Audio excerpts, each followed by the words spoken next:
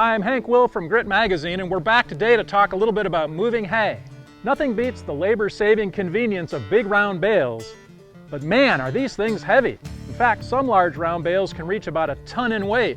That's 2,000 pounds. Those bales are a little much for the majority of compact tractors, particularly if you factor safety into the mix. But bales in the 900 pound to 1,300 pound range are a piece of cake for most compact and compact utility tractors.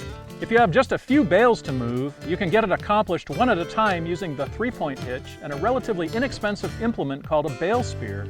The Bale Sphere works great for transporting bales from point to point and can readily be used in feeding when you can open up a bale feeder and back the bale into it, or simply set it in the corral.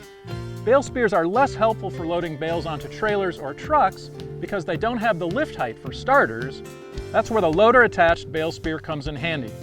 While you can purchase spears that chain or bolt or clamp to your loader's bucket, I prefer a dedicated spear because I move a lot of hay around. Now you need to be smart and ensure that you have sufficient ballast on the rear of the tractor to counterbalance the weight of the hay bale on the front. When I'm moving hay around, I use hay for ballast by first grabbing a bale securely with the spear on the 3-point hitch and then one on the loader. Now you are free to load trailers, trucks, and even stack and feed using the tractor's front-end loader. Be super careful that the bale you're using for ballast is tight and not in danger of working loose. For best results, when moving bales with the loader, have the tractor's front axle engaged and be sure the tires are fully aired up. Make your turns as wide and slow as practical with the bales as close to the ground as possible.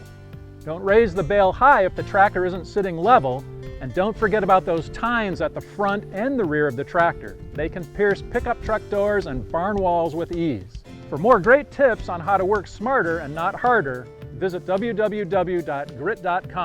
Until next time, I'm Hank Will.